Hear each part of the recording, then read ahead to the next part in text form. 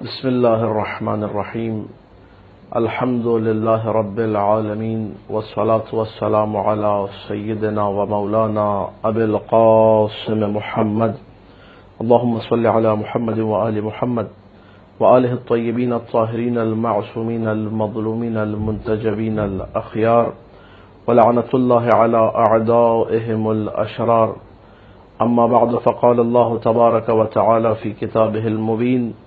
بسم اللہ الرحمن الرحیم اعلموا ان اللہ یحیی الارض بعد موتها۔ عزیزان گرامی، ماہ شعبان المعظم سن 1438 ہجری، اور اس سال میں پھر ہم لوگ انشاءاللہ وقت کے امام کی ولادت کو پورے زور اور شور سے منائیں گے، اور میں آپ سب کو تبریک پیش کرتا ہوں، مبارکباد پیش کرتا ہوں۔ خدا ہم سب کو اس جو ہے ولادت نورانیہ کے حوالے سے جو سعی تمام ہے وہ کرنے کی توفیق عطا فرمائے، اور مکمل طریقے سے جو خوشی کا اظہار ایک شیعہ آل محمد کے لیے جشتا ہے اس کو انجام دینے کی توفیق عطا فرمائے۔ اپنے گھروں پر محافل رکھنا، منقبت، قصیدہ، تمام کی تمام وہ اشیاء جو خوشی سے تعلق رکھتی ہیں ان کا اہتمام کرنا، چونکہ یہ وقت کا امام ہے۔ السلام علی البدر التمام، السلام علی معز الاولیاء، السلام علی مذل الاعداء۔ وقت کا امام، امام زمان، اس کے حوالے سے اگر ہم لوگوں نے کوشش نہ کی، اس ولادت کے حوالے سے اگر ہم نے لوگوں کو نہ بتایا، اپنے بچوں کو نہ بتایا کہ کون سی ہستی ہے، کیسی ہستی ہے، کتنی عظیم ہستی ہے، تو یقیناً یہ تقصیر، یہ کوتاہی قابل بخشش نہیں ہے۔ ناظرین محترم، اس کلپ کا مقصد یہ ہے کہ چند دنوں بعد جو ولادت کا دن آ رہا ہے اس کو بھرپور طریقے سے منایا جائے۔ میں تھوڑی سی معلومات اس دن کے حوالے سے آپ کے سامنے عرض کروں گا، اور اس کے بعد جس آیت کو سرنامہ کلام بنایا اس کی تھوڑی سی تشریح بیان کر کے گفتگو کو تمام کروں گا۔ سن 255 ہجری ماہ شعبان المعظم کی 15ویں تاریخ کی سحر، رات کے اس وقت سحر میں امام زمانہ صلوات اللہ وسلامہ علیہ کی ولادت نورانیہ ہوتی ہے، شہر مقدس سامرہ میں، سامرہ کے مقدس شہر میں یہ ولادت ہوتی ہے۔ امام حسن عسکری علیہ السلام کا گھر، جہاں پہ آپ سب لوگ زیارت کے لیے جاتے ہیں، اور والدہ ماجدہ حضرت نرجس خاتون سلام اللہ علیہا، یہ دو بابرکت ہستیاں ہیں جن کی آغوش میں وقت کے امام نے قدم رکھا، اور تمام وہ علامات، تمام وہ چیزیں جو دیگر ائمہ کے لیے تھیں کہ آتے ہی سجدہ کرنا، شہادت کی انگلی کو بلند کر کے جو ہے آسمان کی طرف اشارہ کرنا، تمام وہ علائم امامت ظاہر ہوئے۔ یہ 255 ہجری میں جب ولادت ہوتی ہے، اس کے بعد سے لے کر تقریباً 5 سال کا عرصہ وہ تھا کہ جب امام حسن عسکری علیہ السلام نے آپ کی پرورش کی، آپ کو پالا، آپ ان کے دامان مبارک میں پروان چڑھے، اور اس 5 سال میں مسلسل لوگوں نے آپ کی زیارت کی۔ علماء نے جو کتابوں میں نام تحریر کیے، 100 سے زائد افراد نے آپ کی زیارت کا شرف حاصل کیا اسی 5 سال کے عرصے میں۔ سن 260 ہجری میں 8 ربیع الاول جب شہادت ہوتی ہے امام حسن عسکری علیہ السلام کی، آپ منصب امامت پر فائز ہوتے ہیں، اور اسی دن سے غیبت صغریٰ کا آغاز ہو جاتا ہے۔ یہ غیبت صغریٰ، جس میں 4 اپنے نائبین خاص جنہیں نواب اربعہ کہا جاتا ہے، ان کے ذریعے سے لوگوں سے آپ ارتباط میں رہے، اور 329 ہجری میں جب چوتھے نائب خاص کی وفات ہوتی ہے تو اس وقت غیبت کبریٰ کا آغاز ہو جاتا ہے۔ غیبت صغریٰ کا عرصہ 329 تک اگر آپ حساب کریں 69 سال بنتا ہے۔ اس 69 سال کو غیبت صغریٰ کا عرصہ کہا جاتا ہے، 260 سے 329 ہجری، اور اس کے بعد سے لے کر آج تک غیبت کبریٰ کا عرصہ جو ہے جاری و ساری ہے، اور جب تک مشیت الہی کا تقاضا ہوا یہ سلسلہ جاری و ساری رہے گا۔ لیکن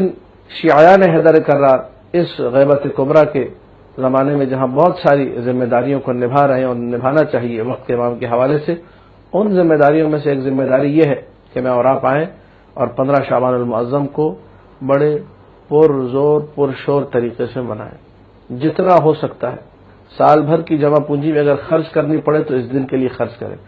نئے کپڑے دلانے ہیں، ہم لوگ عید الفطر پہ دلاتے ہیں، عید الاضحیٰ پہ دلاتے ہیں، دیگر اعیاد پہ دلاتے ہیں۔ یہ وہ عید ہے جو وقت کے امام کے حوالے سے منسوب ہے، یہ وہ بابرکت دن ہے اس دن آپ اپنے بچوں کو نئے کپڑے دلائیے، اس دن اچھی تقاریب کا اہتمام کریں، اس دن جو ہے دعوتوں کا سلسلہ ہو، اس دن جو ہے آپ بکرا کاٹیے، اس دن آپ گائے کاٹیے، اس دن پتہ چلے کہ جی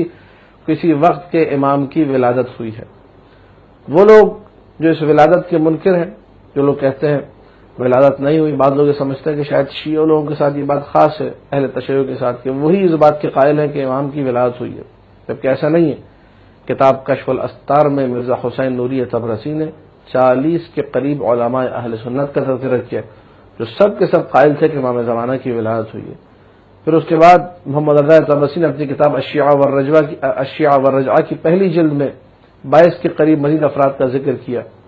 کہ ان سب نے، جو کہ سنی علماء سے بزرگ، کہا کہ امام زمانہ کی ولادت ہوئی ہے، اور دیگر نے آج تک جو ہے بعض علماء قائل ہیں، سنی علماء قائل ہیں کہ امام زمانہ کی ولادت ہوئی۔ تو فقط شیعہ نہیں کہتے، بہت سارے سنی علماء بھی اس بات کے قائل ہیں۔ جہاں تک بات ہے ولادت منانا اور اس پہ جو ہے اس طریقے سے اہتمام کرنا، ظاہر ہے اگر شیعہ نہیں کریں گے تو پھر کون کرے گا؟ وہ شیعہ جن کے بارے میں معصومین نے یہ فرمایا کہ یفرحون لفرحنا، جو ہماری خوشی میں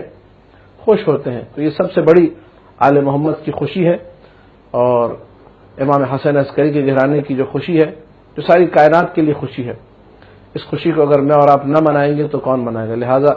ضرورت اس امر کی ہے کہ میں اور آپ اہتمام خاص کریں 15 شعبان کے حوالے سے۔ اب مختصر سمے بیان اس حوالے سے، جو آیت میں نے سرنامہ کلام پڑھی امام زمانہ کے حوالے سے، اور اسی پہ گفتگو کو تمام کروں گا۔ سورہ حدید میں اللہ ارشاد فرما رہے ہیں اعلموا ان اللہ یحیی الارض بعد موتها، جان لو کہ اللہ تعالی زمین کو زندہ کرے گا بعد اس کے کہ زمین مر چکی ہوگی۔ کتاب الغیبہ جو کہ شیخ طوسی علیہ الرحمہ کی کتاب ہے، اس میں اپنے سلسلہ سند سے روایت کو نقل کیا ہے ابن عباس رحمۃ اللہ علیہ سے،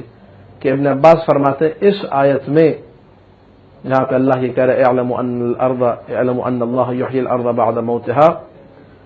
یہاں پر امام زمانہ صلوات اللہ وسلامہ علیہ مراد ہے، جو کہ زمین کے مرنے کے بعد اسے زندہ کریں گے۔ زمین کے مرنے سے مراد یہ ہے جب زمین میں ظلم اور جور کا رواج ہوگا، جب چاروں طرف زمین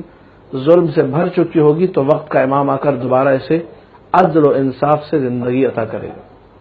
ایک اور آیت میں سورہ ملک کی جو آیت ہے قل ان اصبح ماؤکم غورا فمن یأتیکم بماء معین، کہہ دو اے رسول ان سے اگر تمہارے لیے باعث حیات جو چیز ہے، جو پانی ہے، اگر وہ زمین میں دھس جائے، زمین کے اندر چلا جائے، کون ہے جو اس پانی کو تمہارے سامنے ظاہر کرے گا؟ کتاب کمال الدین و تمام النعمہ میں شیخ صدوق نے امام محمد باقر علیہ الصلوۃ والسلام سے اس روایت کو نقل کیا کہ مولانا نے فرمایا یہاں پر مراد پانی سے امام زمانہ کی ذات ہے۔ پانی جس طریقے سے باعث حیات ہوتا ہے، اگر انسان پانی نہ پیے تو پیاس کی وجہ سے مر جائے گا، اسی طریقے سے امام زمانہ صلوات اللہ وسلام علیہ باعث حیات ہے۔ دیکھیے ان دو آیتوں کو اگر ہم لوگ ملائیں تو بہت پیارا رزلٹ سامنے آئے گا۔ اعلموا ان اللہ یحیی الارض بعد موتها، سورہ حدید، جان لو کہ اللہ زمین کو مرنے کے بعد زندہ کرے گا۔ زمین کی حیات کس کے ذریعے سے؟ ظاہری طور پر اگر دیکھا جائے زمین کی حیات بھی پانی کے سبب سے ہے۔ دوسری آیت نے کہا کہ وہ پانی کون ہے؟ وہ پانی بھی امام زمانہ صلوات اللہ وسلام علیہ کی ذات ہے۔ تو میں اور آپ اس پانی کو جو کہ باعث حیات ہے، اس پانی کو جو کہ ہماری پیاس کی شدت کو ختم کر سکتا ہے، جو ذکر امام زمان صلوات اللہ وسلام علیہ، اس کو اپنی زندگی میں لے کر آئیں۔ وقت کا امام اس وقت غریب ہے اور مظلوم ہے۔ میں اور آپ دوسرے مقامات پر اہتمام زیادہ کرتے ہیں، میں اور آپ دوسرے حوالوں سے زیادہ سوچتے ہیں، میری اور آپ کی ذمہ داریاں کہیں اور زیادہ خرچ ہو رہی ہیں۔ ہمارا پورا کا پورا وجود اگر خرچ ہو جائے امام زمان صلوات اللہ وسلام علیہ کی تو وارد ہے، کم نہیں کیا ہم نے کچھ۔ جتنی زندگی ہم لوگ خرچ کر دیں تو کہا جائے گا کہ جی بہت کم کیا آپ نے۔ میں اور آپ یہ سوچتے ہیں کہ ہم نے بہت کر دینے، نہیں، بہت کرنے کی تعبیر انتہائی غلط تعبیر ہے۔ جتنا کر لیں کم ہے، جس قدر کر لیں تقصیر کا مرحلہ اپنی جگہ پہ باقی رہے گا اور ہم لوگ کوتاہی کے زمرے میں شمار ہوتے رہیں گے۔ فلذا ضرورت اس امر کی ہے جس قدر ہو سکتا ہے اہتمام کریں اپنی حیات کا، اہتمام کریں اپنی زندگی کا۔ میری اور آپ کی زندگی کا نام ہے امام زمانہ صلوات اللہ وسلامہ علیہ۔ السلام علیکم ورحمۃ اللہ وبرکاتہ۔